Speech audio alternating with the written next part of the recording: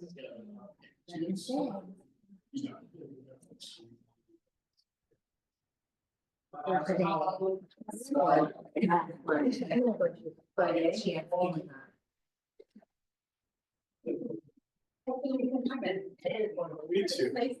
Oh, yeah. Oh, you went there. Recording. I think so. What you said was your own excellence. Wow.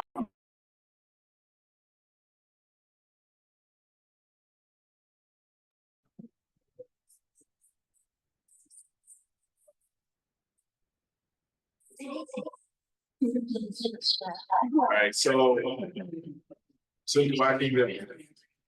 This is you. Maybe I gotta click. Test this.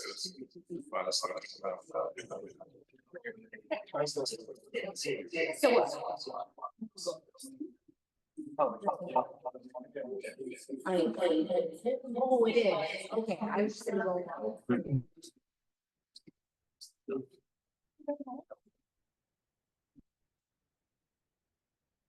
And you're serious. Reach out. And my still like two siblings, so. Ladies. Okay.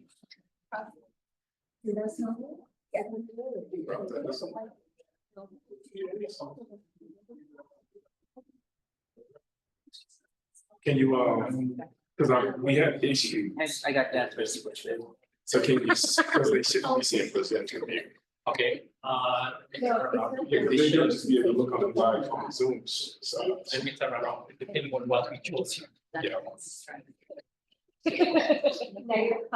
My daughter loves that. This is what they could see.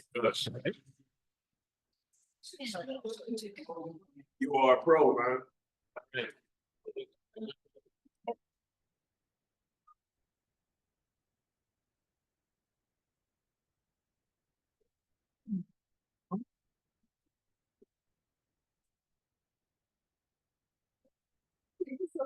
Why don't just sit in the middle so that I wouldn't block up the entire thing?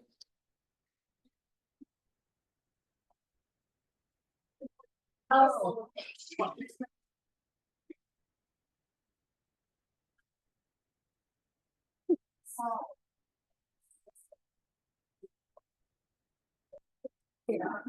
Oh, sure, yeah. He's like, yeah, you're like, you need. They've all been great. Because you're not really. Yeah. Because you're not. Said you gotta go back in. This is good though, this is good. Probably gonna go live. How about your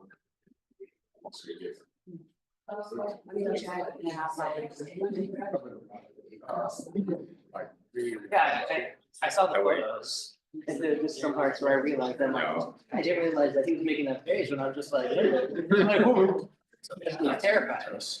Were those few photos meant to be taken in black and white? So some of them were, yeah, because of the white balance guys. I saw those, I'm like, ooh. It kind of looked cool.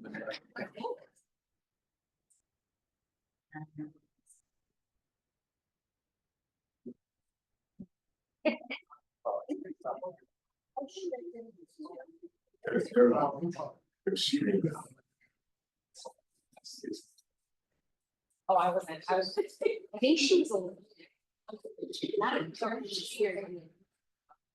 And Monday. Oh, okay, because it's not really. Who's talking to that?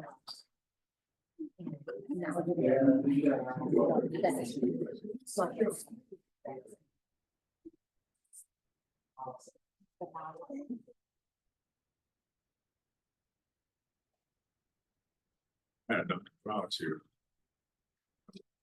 You get the rods don't fight. See.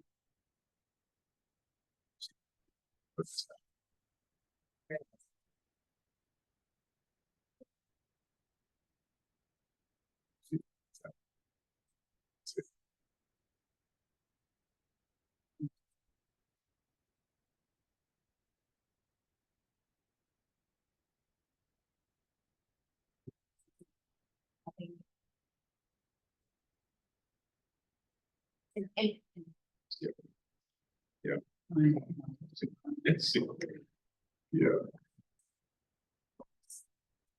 Hello, everyone. Thank you for joining us for the annual research conference Wednesday keynote. I'm happy to see your smiling faces, and I want to let you know you're in for a real treat today.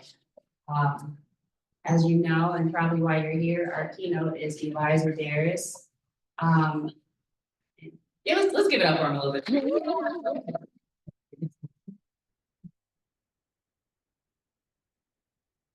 Not only our keynote, he's also an alumni of the year. I could say a lot of things about Eli. Very community focused, very hardworking, family man. His family is also in the back, came to support him. But Eli is the founder of Darris Group and also the executive director of the Minnesota Freedom Fund. I'm gonna let him talk about himself. But yes. Thank you, Eli, for being here. And so you all can hear me, the sound is clear, we're good to go? All right, well, I'm gonna dive in. Lovely daughter back there saying good morning to everyone. So thank you all for inviting me back to the campus. Really honored to be here. Honored to have been selected as the alum of the year. Honored to be able to give the commencement address coming up as well. So just honored all the way across. And to have obtained my degree from here. It was really meaningful for me at the time that I acquired it. It meant a lot. And actually we'll go into, I'll go deeper into why it meant so much to me. But before we go there, let me frame up the talk that we're about to have. This talk is centered around building a life of purpose and impact, deep impact, meaningful impact. But before I go there, let me tell you all a little bit about who I am. Because if I'm going to be standing here talking to you about building a life of impact, certainly I should qualify myself to be able to even speak on the subject of impact. Have I made enough of an impact or any impact at all in order to communicate to you all about the science of building a life of impact? So I'll talk to you all about my journey, my life, my struggles, the things that I've overcome, the things that I'm still dealing with. I'll give you all insight into all of that. So right now, as Marika has stated, I'm the executive director, Minnesota Freedom Fund. I'm an executive board member for multiple organizations, including the Black Chamber of Commerce here in Minnesota, so the Minnesota Black Chamber of Commerce. I'm also a registered lobbyist as well with the Chamber, so the Capitol sees me a lot as I lobby hard on behalf of the interests of Black businesses across the state of Minnesota. I've been appointed by the governor over various boards, the State Board of Public Defense being one of the more recent ones. The State Board of the Public Defense are over every last single public defender in the entire state. Some odd decades ago, they converged all of the disparate public defense offices under the auspices of one department. And based on that, they put 7 board members over the entire system of public defense, and the governor appointed me to that. I also consult with a lot of governments, both local and state level governments. I do a lot of consulting. I'm an international fellow, I'm an Echoing Green fellow, really challenging fellowship, but it's because of some of the social justice oriented businesses that I've helped to build up. Recently, I was a presidential elector, so I was one of, how many do we have? 13, I think? One of 13 presidential electors representing the state of Minnesota in the DFL convention, excuse me, in the DNC convention, and nationally as a national presidential elector. Minnesota is one of the states that binds its delegates to the popular vote, so I cast my electoral vote for Kamala Harris. I founded nonprofits, including the Legal Revolution. I'm a motivational speaker. I'm a Harvard Fellow most recently. As a matter of fact, we have a convening coming up tonight in which we're bringing an entire new crop of Harvard Fellows through the Young American Leadership Program. I'm also a strategic advisor and pointedly, and you know, what makes me most proud, I'm a husband and a father. My daughter is back there making sure that everyone knows that she's here, that she's woke, and that she is happy. Say hi to him. Okay. No highs are coming, but that's okay.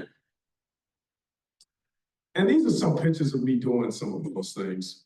And I'm going to be a little stationary, you all, because, you know, this is being live streamed. Typically, I would be moving around. I'll move around a little bit, but you all should expect me to kind of stay within a certain parameter for the purposes of this talk. But this is some pictures of me doing some of those things. Now, can you all take a guess at where I was 8 years ago today? Just take some guesses.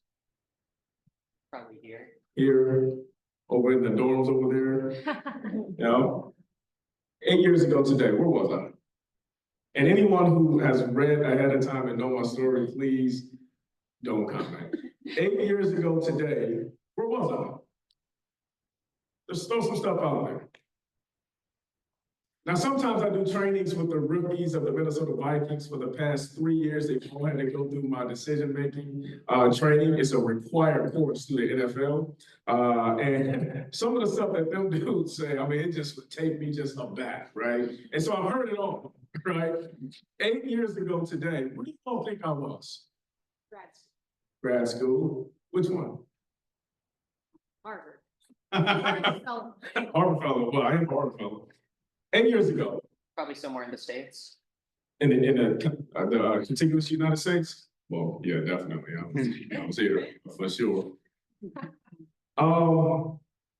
So 8 years ago today, I was incarcerated. I was on the tail end of serving nearly 2 decades in prison.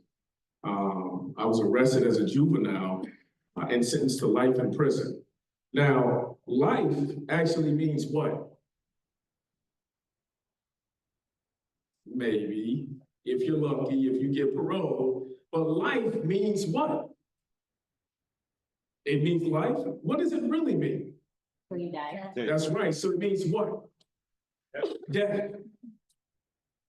So as a juvenile, I was sentenced to spend, as the judge said, the rest of my natural life in the care of the Commissioner of Corrections. Yeah. As a teenager, I was 15 years old when I was arrested.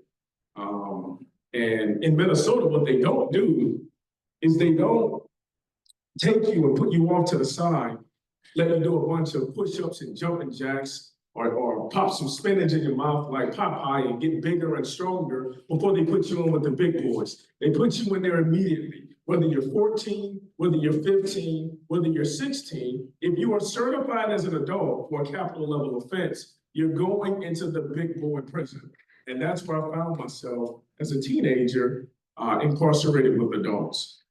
Told that I would spend the rest of my natural life in the care of the Commissioner of Corrections. And so I know a little bit about the darkness that can overtake a mind in the midst of despair, in the midst of hopelessness, in which you can't see a pathway forward. There's no end point really for you, right? I know the darkness that can envelop a soul in those types of conditions. I know a little bit about that. I live that.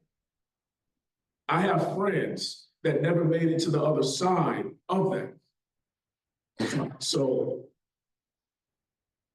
I'm intimately familiar with hopelessness, lack of directionality, deep-rooted and deep-seated anxiety, not knowing what the next day is going to bring, not having agency, not having control. I know what that can do to a mind. I lived it, been there. swim deep in those waters. And quite frankly, if you think about it, my story could have easily ended there. Obviously, I'm no longer there. Obviously, I didn't die in prison. I'm here, I'm standing in front of you right now. You all heard all of the accolades that I just got through talking about. Something changed. But my story could have ended there. And by all rights, in many, many, many instances, a story ends there.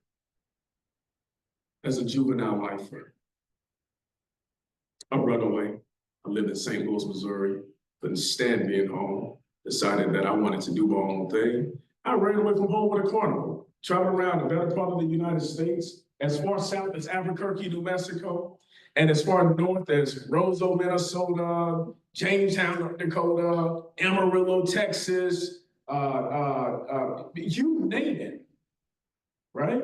And a whole bunch of more points in between. I left home with a carnival, actually. A traveling carnival, a motley crew of individuals, all running from something. All trying to find themselves inside of something other than the space and the place from which they derived. They wanted to get away. That's what united us. We were a motley crew, but that's what united us. We were all running from something.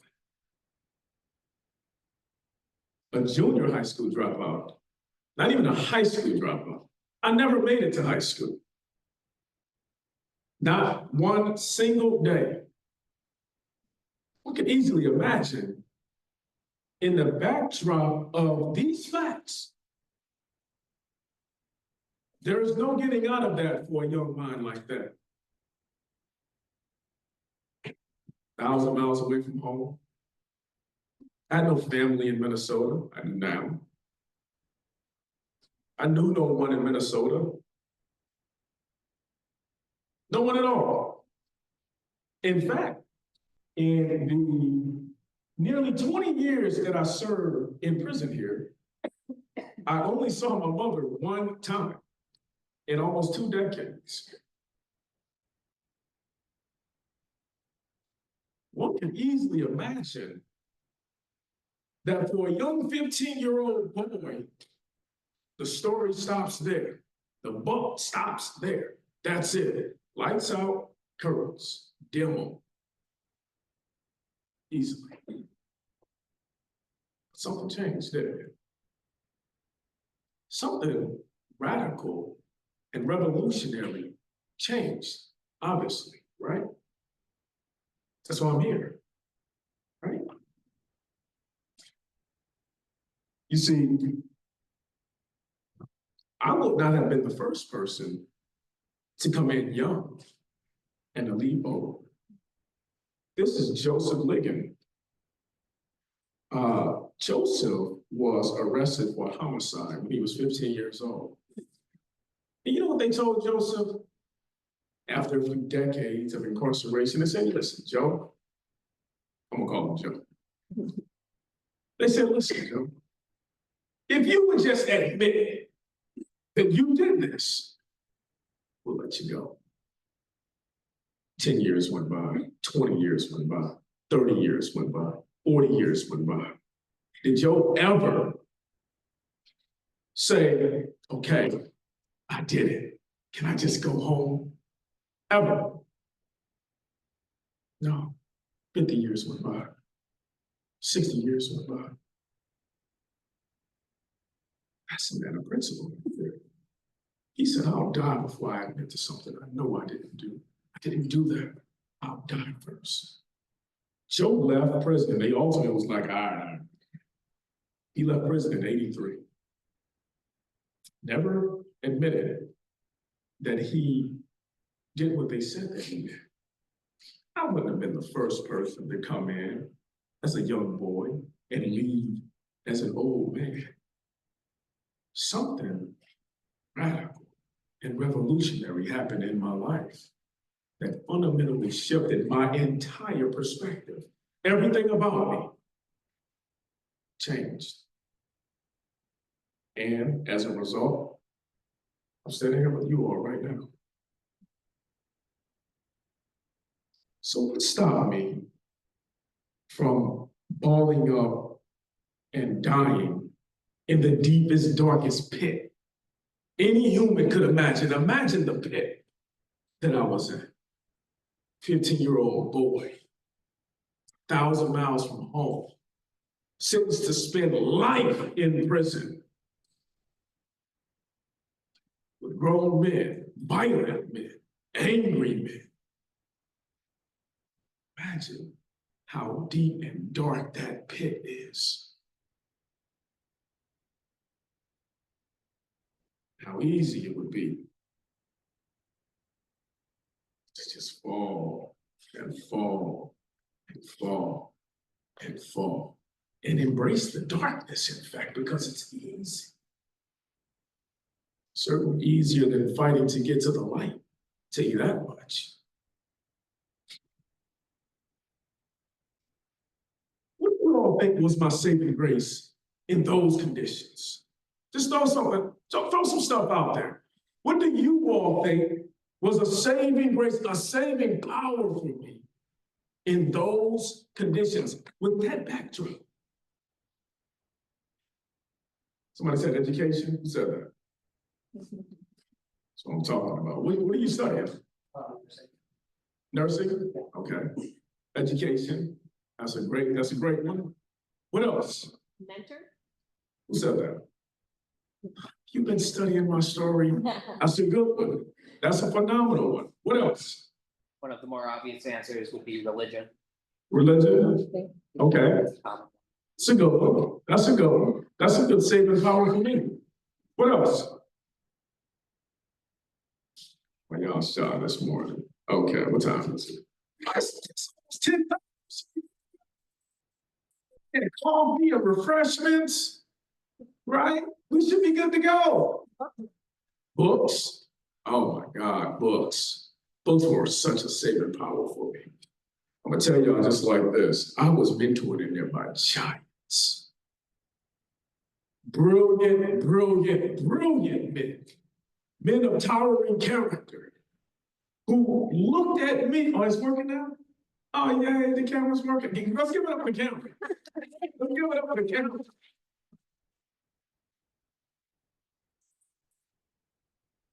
Who looked at the boy that I was and saw beyond the ungainly, rocky exterior. They looked at me and they saw me. They didn't see what I was projecting out, right? A facade that I was trying to keep people up off of me with, especially in those conditions. They saw me. And what they did was to help me have audience with myself, to help me get to know myself. Now, there were some very specific ways that they went about doing it. And many of you have said exactly what those ways are. So kudos to you all. You all are being trained up quite well here at Inver Hills, I see. Y'all know what they told me? Read that. What did they tell me? You don't have to die in here. They said, you don't gotta die in here. They said that. And y'all know what? I believe them. I believe that I didn't have to die in there. One of my mentors said, you don't have to die in there, right, youngster? The books. Get up in that law library, study, educate your mind. You don't have to die in here.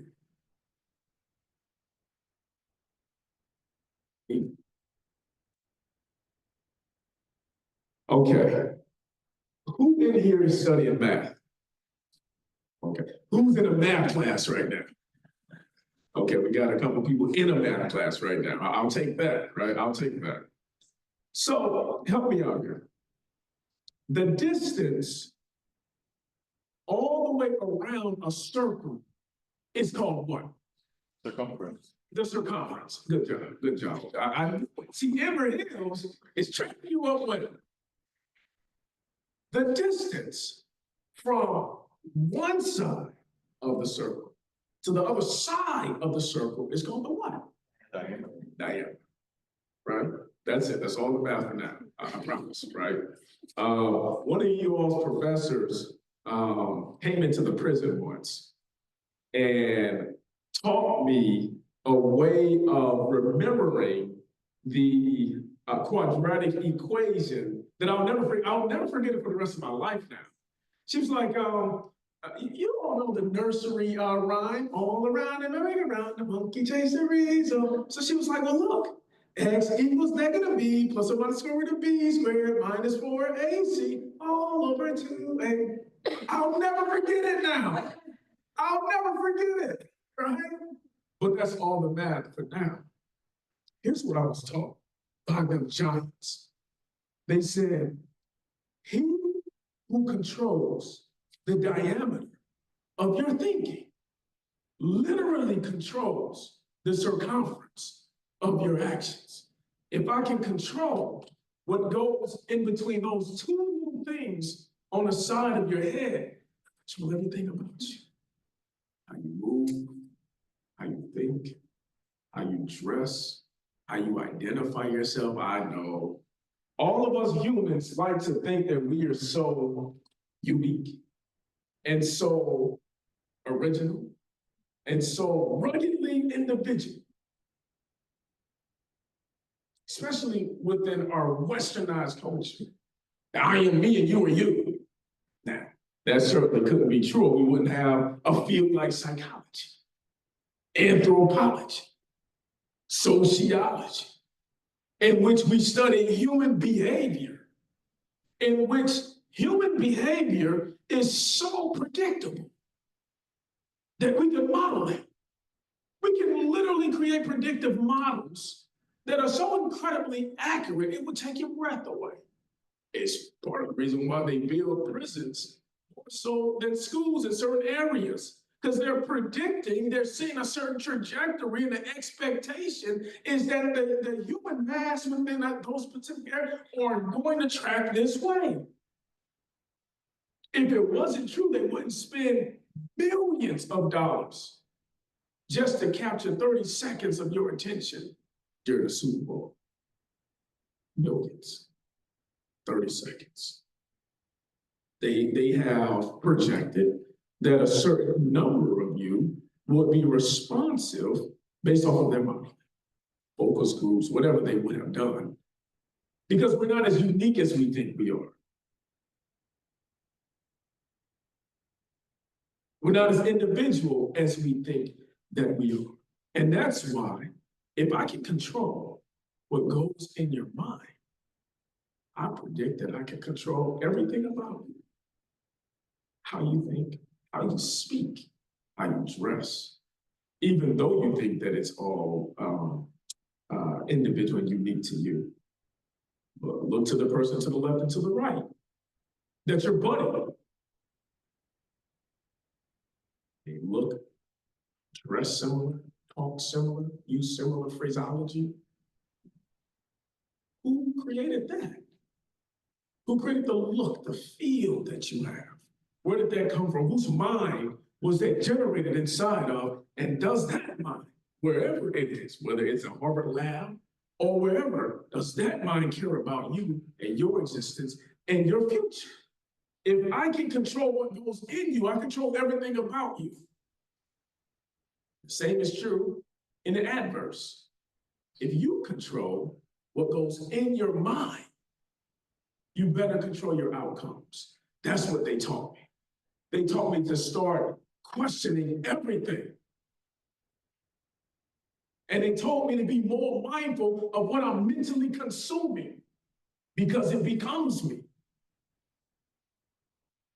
That's what they taught me. I believe them. They said, to someone's point, educate your mind. How many people in here plan to get a degree in education? How many of you? You get that PhD? Okay, that's what's up. How many of you? For those of you all who are advanced and it's like you, don't answer this, right? I'm gonna ask you all a question. the Latin origins of the term educate? What does it mean? In its origins. And if you know it, don't say it. Yeah. Well, okay. If you are on this track of education, don't say it. But if you generally know it, then please tell me. What is the Latin origins of educate? What does it mean? Here's a Latin word right here. Y'all should take a picture of that. Anybody seen that word? You seen it? You know what it is? This is educate, right? And that means to lead out or to bring forth, right? So that means it's already where? Inside of you. So in its essence, to educate someone is to do what? Is to help them bring out what's in them. Now, in the West, what we teach is that if I, as a professor, as a teacher, go to the board and I write down a whole bunch of factual information, that the closer you can memorize what I wrote, the more educated you are.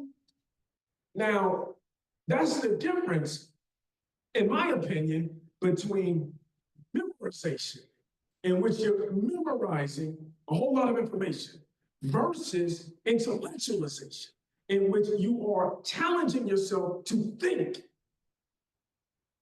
to understand,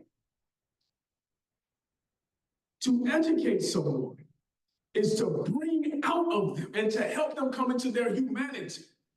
You see, my job is to teach you how to think, not what to think.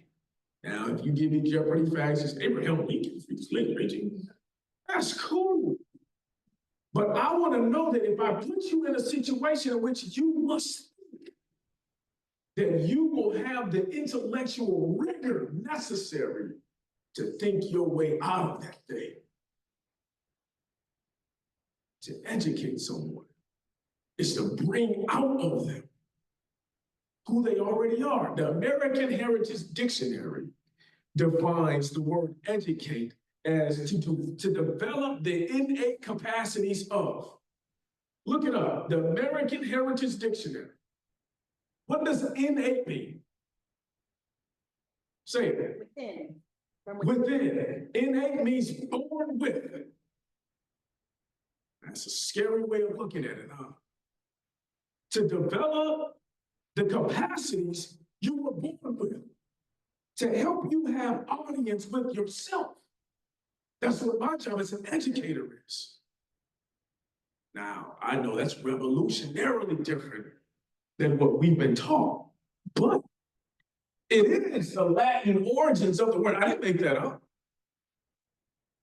That's not me. It's the essence of what it means to begin to take dominion and control over your surroundings. They told me to educate my mind, and I did that. Oh, I studied day in and day out. I studied. It was crucial to me that I allow myself the time and the space to study everything. I mean, any book I get, this is before Google, any book I could get my hands on. Became an autodidactic educated person in there. Long before I even came to Inver Hills as a student in prison. So by the time I was able to enroll, I was ready to go to war with professors. I was the contrarian too, right? Straight contrarian. Whatever the professor was, I was gonna be the opposite, right? If they was liberal, I was conservative, right? It didn't matter to me whatever it was, I was gonna be the complete opposite and I was gonna go hard in my oppositeness. You would have thought I was a neocon or something in some of the classes. I didn't necessarily believe in the viewpoints, but I wanted rigor. Prove it to me. Allow me to test your theories. I needed that in my life. I needed that level of intellectualization. I had some deep stuff I needed to think my way out of, so I needed rigor to do it. These are actually real pictures. These are real pictures of me actually attending Inver Hill classes from Princeton. Real pictures. I don't even know how we got these out, but shoot. And you all are the first audience that I've ever allowed to see these pictures. Don't take pictures of them because they're gonna want to do investing. They don't care if it was 20 years ago. They want to investigate. I didn't get the camera in there. I didn't get the pictures out. So don't worry about the how. Just know this is literally me inside a prison right now. This is actually one of my mentors. His name is Willie Lloyd. That's my guy, Koo. I just wrote to him. This picture is literally 2 decades old, easily. 20 years ago. I look exactly the same, too. Maybe a couple more gray hairs, you know, thanks here. Maybe a couple more gray hairs, but yeah, I think I look basically the same. Do y'all know what my most powerful instrument was in there? Like some people in there, they got knives, they got all kind of stuff. My most powerful tool in there, was my pen. They say the pen is mightier than a sword. My God, I used to put my pen on them. It's like, are you gonna violate my rights? Wait a minute. Grievances, lawsuits, you name it. I'm at it, right? Powerful tool. They told me, get in the law library and study law. Now, law, by the way, you all, is written in a language that only three populations use on earth: lawyers, priests, and doctors. And what language is that? Latin. In order to truly understand, that's why I asked you on the Latin words, because I mean, I swim deep in the word of the Latin language. In order to truly understand law, you have to have a foundation in Latin. You gotta be able to, when I say prima facie, you gotta know what that is. When I say something as crucial as mens rea, you have to know what that is, because if they can't prove mens rea, then the whole case falls apart. But who knows what mens rea means?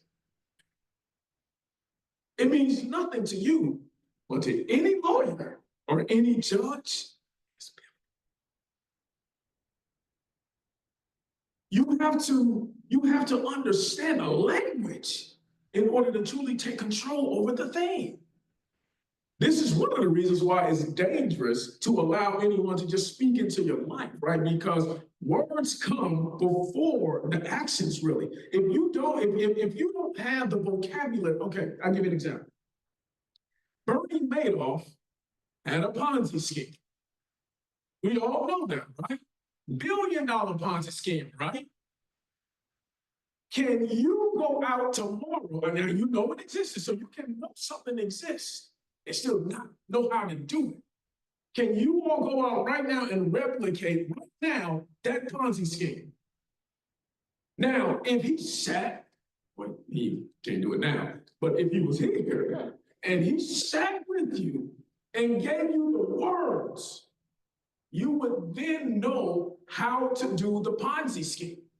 So this is why it's dangerous to allow people to speak thoughts into our lives, because it creates certain entities inside of us that wouldn't otherwise exist. So that's why we gotta watch the people around us, and we gotta capture and challenge these thoughts, no matter where they're coming from, whether it's TV, radio, movie, it don't matter where it's coming from. We have to be mindful and careful of the energies that is coming into our lives. I'm gonna tell y'all something. That pen was mine. I started studying law. Monday, you could find me in the law library. Tuesday, you could find me in the law library. Wednesday and Thursday, you could find me in the law library. And where do you think you could find me on Friday? Nah, I was on somebody's football field breaking ankles. But Monday came back around again, and I was right back in that law library. And y'all know something?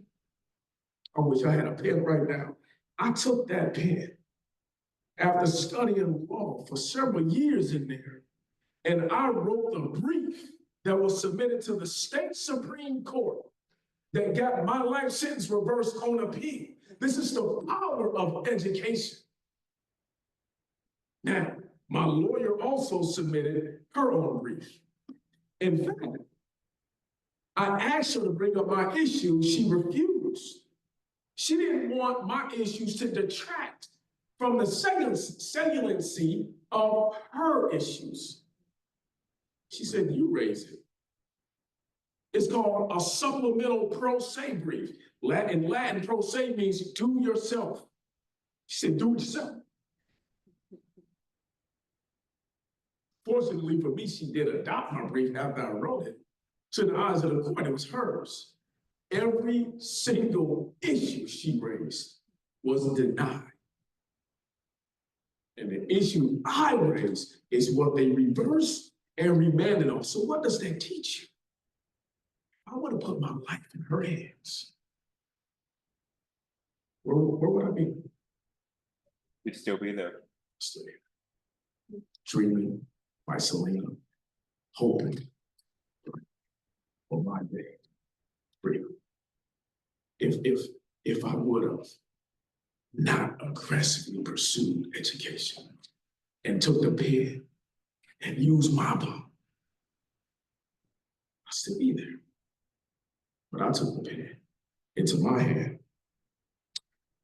and I wrote my way out of hell. That's my favorite play too, by the way. Oh, I love that play. Me and Marika actually went to that play. That is my favorite play. Hamilton. I didn't watch the Disney thing. I probably watched it like 30 times. Watched it a little bit last night, as a matter of fact. He said, I wrote my way out. Little bitty island. No one's really even heard of. Desolate, broken. Mom's gone, dad's gone, cousin's gone. Not great prospects for a good life here. And that boy started studying and educating his mind. And he said, I wrote my way out. My pen. And he used his pen in a mighty way and created a lot of the reality that we are existing in right now, hundreds of years later. The power of his pen. I'm trying to get to that level right there. Y'all want to know one of the primary lessons that these men taught me? Resilience. That my current state didn't have to be my permanency. They said if your reaction to adversity, it's your reaction to adversity, not the tough time itself, but how you respond to the tough time. It's gonna make or it's gonna break you, right? Some of us lament having to go through challenges and say, why me? Or why not you? Steel is forged in fire. It burns off the impurities. If you're never tested, when you get to the space and the place in which there's going to be challenges and consequences, you'll fall. You will break because your metal hasn't been tested. That's why tough times are a blessing. It gives you the opportunities to navigate, to see where you got to do some additional work as well. So that if and when that thing ever comes back again, I can leave aside this.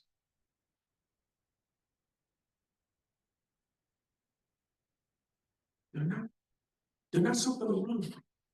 They're something to go through. And on the other side, you'll be better. You'll be stronger, better prepared, better equipped. They said, no matter where you are or what you've done, you can still make an impact in this world. I believed them when they told me I can still make an impact. I was an elected official even inside of the joint.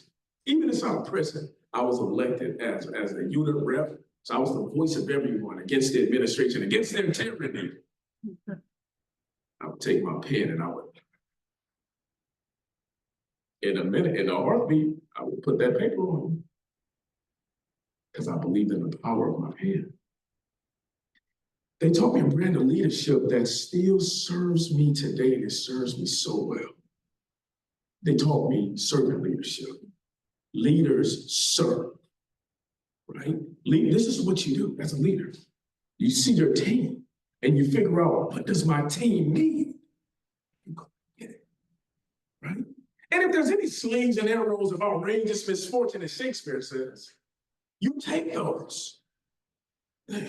I'll take those for my team. I want my team to be able to focus on what they're doing, their work. I'm their servant. My job is to go get them the tools they need, the money they need, the energy, whatever they need. My job as a leader, is to go and get them those tools. They taught me in order to lead, you must serve. You gotta serve your people. If you ain't talking about service, then you ain't talking about the kind of leadership I'm gonna get behind. If I don't see you serving, and if I don't see you with a servant mentality and a heart for the people, I can't roll with you, and I will not roll with you. I don't need no bosses. Let's go together. I became a social justice activist based on everything that I learned and that I was taught inside of those facilities. I was fighting for justice in there. I was fighting against tyranny in there. I was fighting for policy changes in there. I was fighting against the machine in there.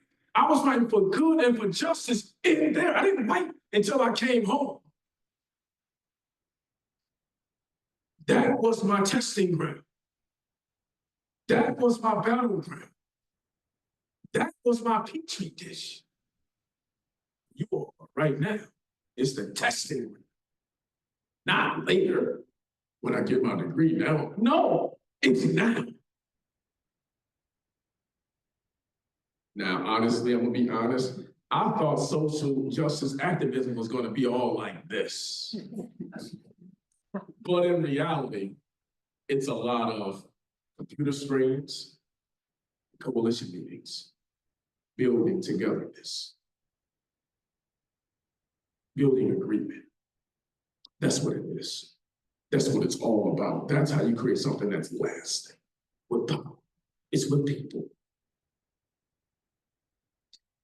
I found my purpose in life. My purpose was to serve, to build, and to have an impact.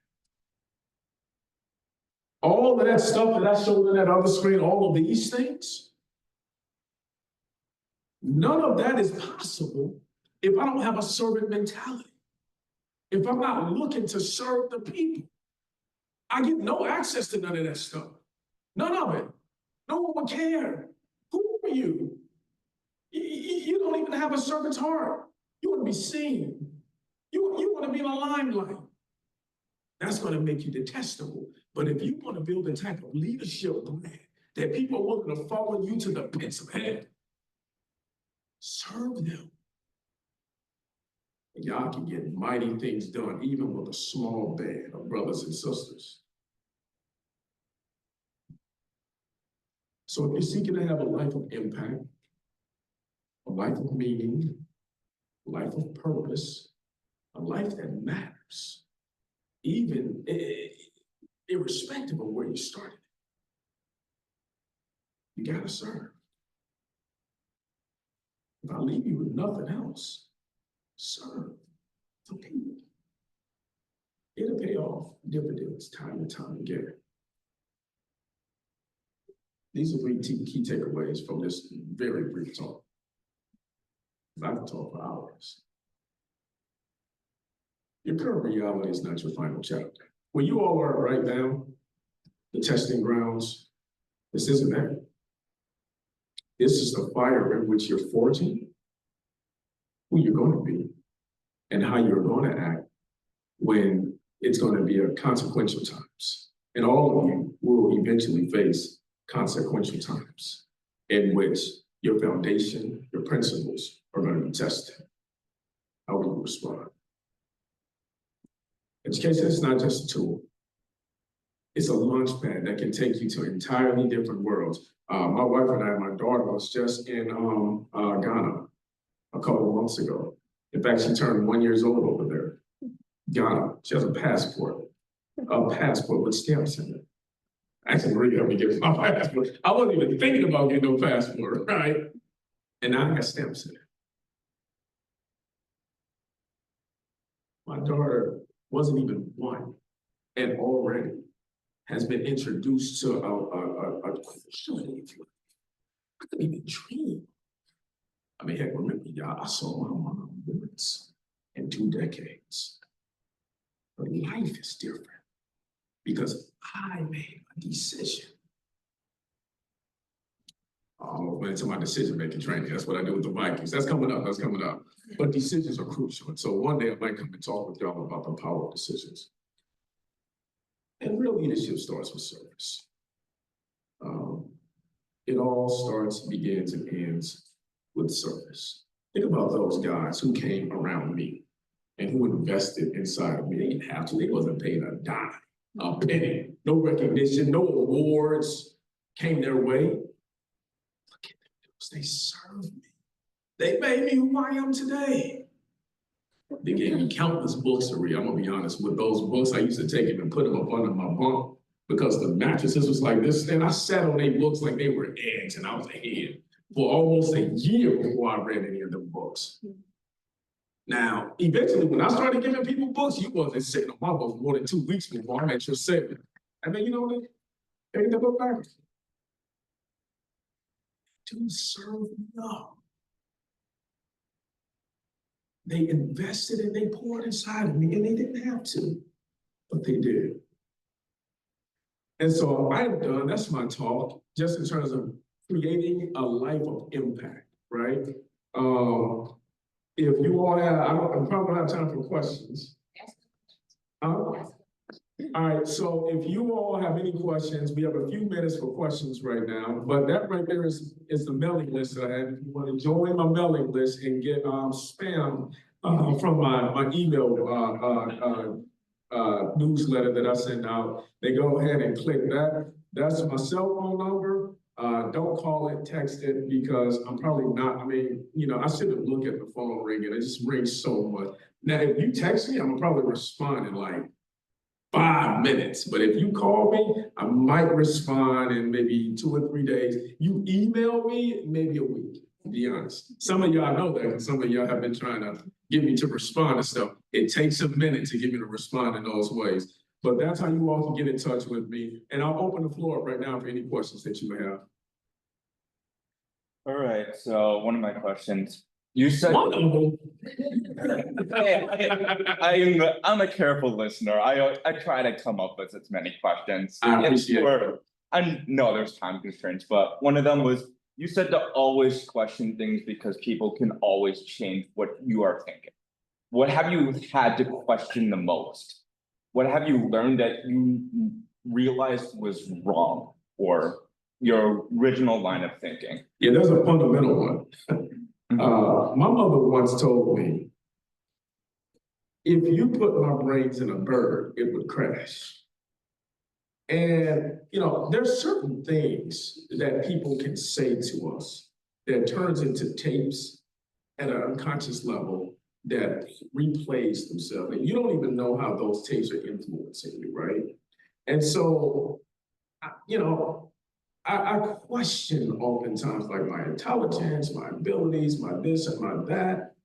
But ultimately, I had to really think back on that. It took me some years. I thought, like, wait a minute. She told me that actually around the same time I gave her a report card and her all A's and all B's, right? And I just was really thinking about it. And I said, you know what?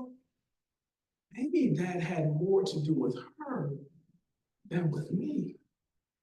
Maybe it was the tools that she had in her toolbox, right?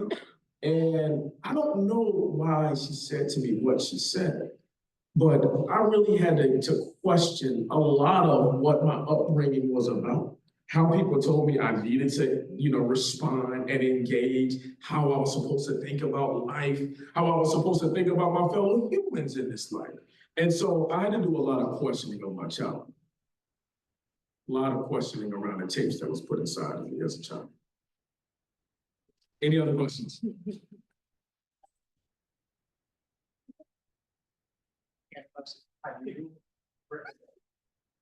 I'm writing a book.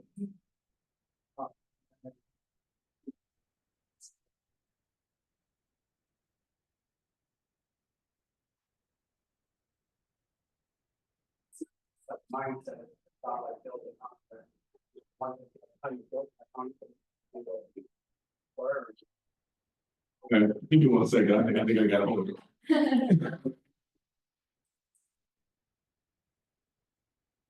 Go ahead.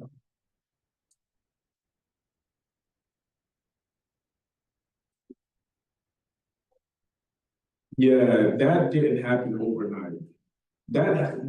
Like I told you, those mentors gave me those books a year prior, right? It took me a long time. There's a whole story behind the moment that a lot of things shifted and changed for me, right?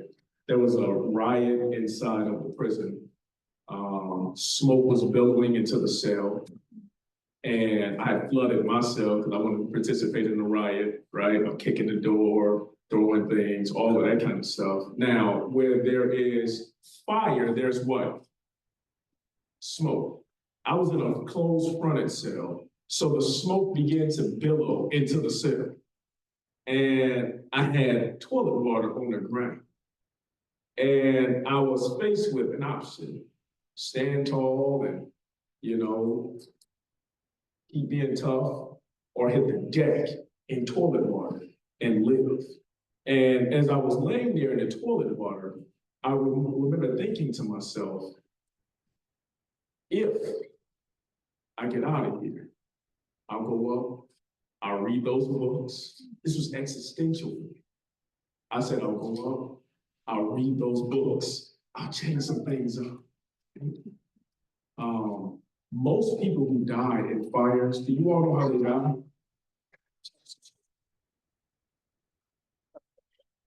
Smoke inhalation.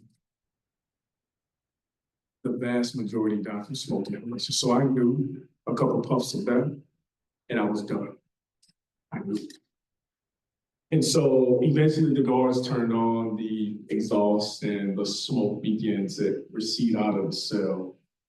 And I went up and I did start reading those books. That was one of those moments in life. You don't have too many clarion like moments, but that was a moment that created a pretty massive shift for me. Because prior to that, I was, let's say, very upset with being in prison. To such an extent that the prison officials, they sent me to super maximum prison. Now, I don't even know how you get more maximum than maximum, but humans have found a way to create super maximum prison. Yeah, so that's how I answer that one. Yeah, it was just a moment that created a shift. Any other questions? Actually, if you want more questions, meet us in FA 196 at 11:15. We'll have pizza and we'll have answering questions. But since Eli can't be here for the years of service, we wanted to present him.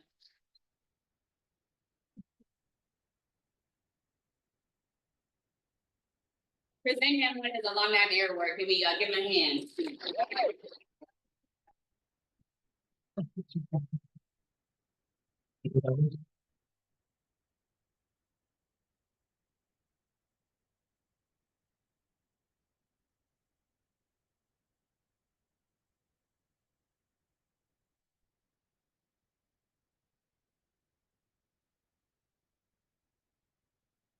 Now, y'all seen the story. And you all know what I had to go through to get this. Right? I received my degree in prison. I was the speaker actually at our graduation. And so this actually means a lot to me, and it's gonna mean a lot to the guys that are still inside of the facility. One of us, they'll say, okay, like one of us, they selected. So I typically don't stand on stages like this anymore. I'm representative of a lot of other voices, a lot of other people, a lot of other experiences, and I don't take that lightly. It's a weight that I take serious. And so thank you all. Thank the Alumni Association. I'll get more donations now. Thank the Alumni Association. Thank those who nominated me, and those who ultimately made the determination to select me. So thank you all.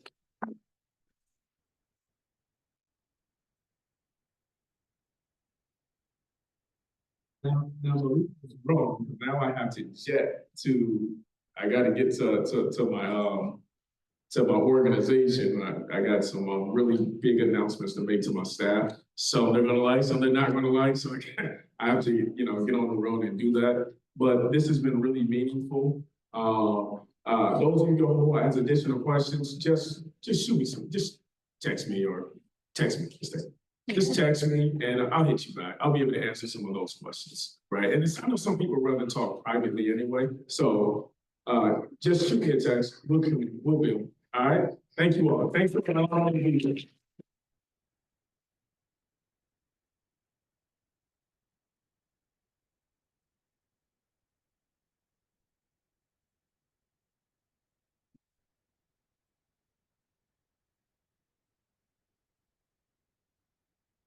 Thank you. Thank you. Do you have an ETA about your book or are you early? June-ish. Okay. Yeah. Here. This year. Okay. Yeah. I didn't want to just write no book, Like a pre-ordered QR code at I should. But I didn't want to just you gotta do something. You know what I mean? Like,